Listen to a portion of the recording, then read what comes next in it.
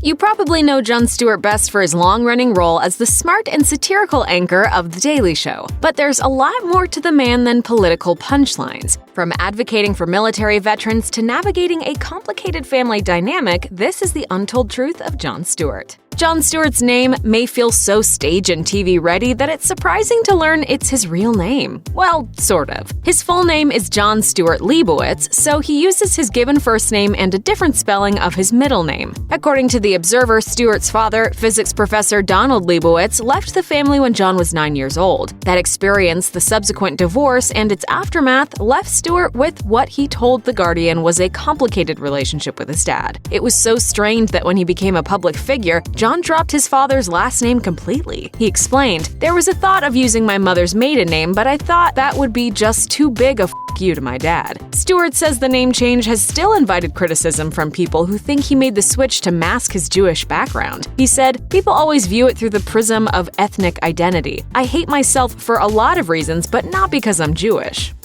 Jon Stewart married the former Tracy McShane in 2000, and they have 2 kids together, a daughter named Maggie and a son named Nathan. Those kids owe their lives to a random crew member on a late 90s project and to their father's sleuthing skills. Stewart and McShane were set up on a blind date, although unlike a usual blind date situation, this matchmaker was a total stranger to Stewart. Stewart recalled on Larry King Live in 2002, "I was shooting something in Lower Manhattan, and a woman that was working on the set said, 'I know this girl who I think you would very much like.' And the way she described her was in such glowing terms, I thought, well, I'd be a jackass not to go out with this woman." He got her phone number and wrote it down on a dollar bill, which he then accidentally used to buy cigarettes. Fortunately, the cast sheet from that project had the matchmaking stranger's number on it, and his future wife just so happened to be her roommate. The Stewarts' road to the altar includes another romantic storyline. With the help of the New York Times crossword puzzle editor Will Shortz, Stewart crafted a personalized puzzle for McShane, which, when solved, revealed a marriage proposal.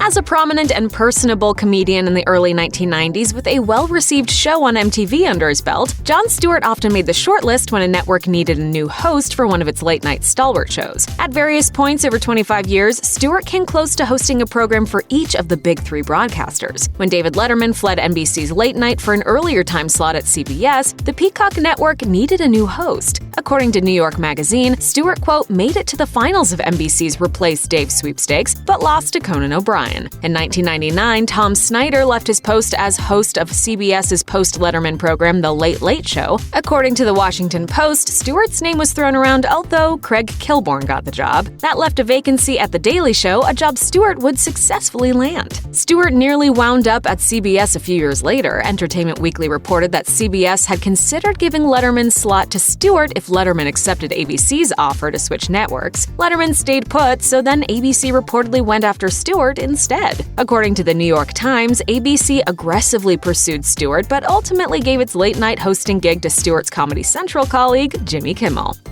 You may not realize that Jon Stewart was the regular host of 3 TV talk shows. Sure, there's The Jon Stewart Show on MTV in syndication and The Daily Show on Comedy Central, but in late 1996, Stewart also hosted a show for the BBC Two called Where's Elvis This Week? Panel shows where a host goofs around with several guests all at once are historically and consistently popular in the United Kingdom, and this bizarrely and confusingly titled series was one of them. Stewart held court over a group of 4 guests, 2 from the US and 2 from the UK, as they joked about current events and shared cultural perspectives with their counterparts from across the pond. Stewart landed some top-notch guests, including Norm Macdonald, Dave Chappelle, and Nora Ephron. Alas, English viewers weren't attracted to Stewart's shtick, and The Elvis Show left the building after just 5 episodes. According to The Angry Optimist, The Life and Times of Jon Stewart, Stewart once took great offense at a Family Guy cutaway joke. According to a staffer on the Fox cartoon who spoke with Pop Focal, the tension went down in a 2008 episode titled McStroke. During the 2007 to 2008 Writers Guild of America strike, The Daily Show stayed on the air, rerunning old material instead of relying on its writers to craft new stuff. Stewart defended the show's decision to soldier on, allegedly saying something about the writers standing behind him. In the Family Guy clip, Stewart supposedly understood that an incredibly subtle joke was actually a dig directed his way. The angry optimist claims Stewart called up Family Guy creator Seth MacFarlane and, quote, proceeded to scream and yell at him for a full hour, saying he had no right to call him out on that. It was an angry call, and suffice it to say, he's a phenomenally good debater. If you had been keeping score, I would have lost roundly.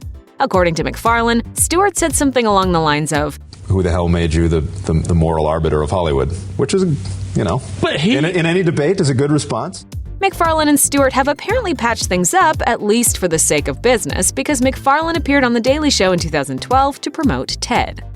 The Daily Show is a satirical program. At its best, it aims to speak truth to power and mobilize the masses by making fun of and pointing out the ways that powerful systems and people fail the little guy. On at least one occasion while Stewart held the reins, the show also brought about a significant change in governmental policy that helped a lot of military veterans. The U.S. Department of Veterans Affairs created the Veterans Choice Program to allow veterans who don't live near a VA hospital to get the care they need at an out-of-network facility. To qualify, a veteran had to live at least 40 miles from an in-network VA institution, but as Stewart explained in a Daily Show segment, that 40 miles was calculated, quote, as the crow flies, rather than by the mileage it took for people to actually travel to an appropriate healthcare location. Because that is the least meaningful way to judge how hard it is to get somewhere for non-crows. That Daily Show piece aired on March 23, 2015. The next day, the Department of Veteran Affairs changed the rule to a practical system of measurement. As a result, the number of veterans able to use the Choice program reportedly doubled, literally overnight, as the Huffington Post reported. Jon Stewart became an elder statesman of late-night television, providing both the news and a therapeutic way to process the nerve-wracking events that make up the news to millions of viewers 4 nights a week. Fans of The Daily Show were most certainly looking forward to Stewart's coverage of the upcoming 2016 presidential election, but the host shocked audiences when he announced in February 2015 that in a few months' time, he'd be leaving the show. I don't have any specific plans. Got a lot of ideas. I got a lot of things in my head. He quipped that one of his big plans was to have dinner on a school night with his family. Who I have heard from multiple sources are lovely people. According to the Huffington Post, at the Daily Show live event in 2018, Stewart's successor, Trevor Noah, offered insight about why Stewart left the high-profile job. Noah said covering the world's ills for 16 years had left Stewart emotionally drained. He said, "I'm leaving because I'm tired." And he said, "I'm tired of being angry." And he said, "I'm angry all the time. I don't find any of this funny." In an October 2015 CBS This Morning special with Gayle King, Stewart admitted that he misses his co-workers from The Daily Show, but he doesn't miss doing the show. While he's happy to have had the opportunity, he felt it was his time to go and that he had, quote, completed the project. Apparently, the universe won't allow a person to be both a major late-night talk show host and a movie star. Jimmy Fallon's pre-Tonight Show film career consists of misses such as Fever Pitch and Taxi, while Jay Leno starred in the 1989 buddy cop dud Collision Course with Pat Morita. Seeing his name in lights on a movie theater marquee just wasn't in the cards for Jon Stewart either. He gave acting a try, but his endeavor didn't advance beyond supporting roles and bit parts. After the cancellation of The Jon Stewart Show, but before he took over The Daily Show, Stewart guest starred on a number of television episodes, landed a cameo in Half-Baked, and showed up in the horror movie The Faculty, as well as ensemble romantic comedy Playing by Heart. A role as the younger lover of Goldie Hawn's character in The First Wives Club might have been a breakout role for Stewart if only all of his scenes hadn't been cut. Nearly 20 years later, Stewart was actually offered a part in Star Wars The Force Awakens. According to Empire Online, he could have played a masked stormtrooper, but he turned down the part because he didn't want to portray a villain.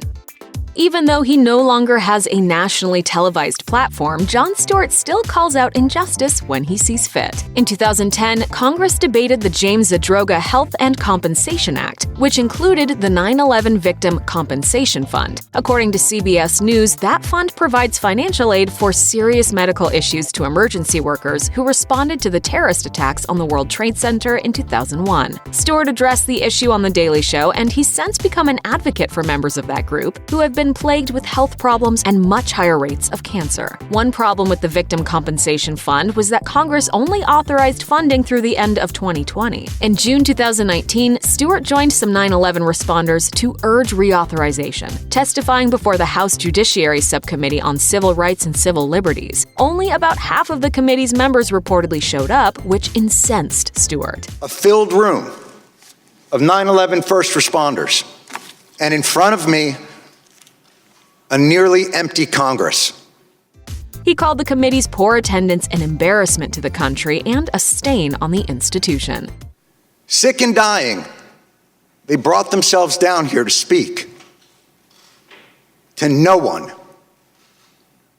He spoke through tears and anger and received a standing ovation from observers. The next day, the subcommittee unanimously approved a bill to continue funding the 9/11 Victim Compensation Fund. Check out one of our newest videos right here. Plus, even more Nicki Swift videos about your favorite celebs are coming soon. Subscribe to our YouTube channel and hit the bell so you don't miss a single one.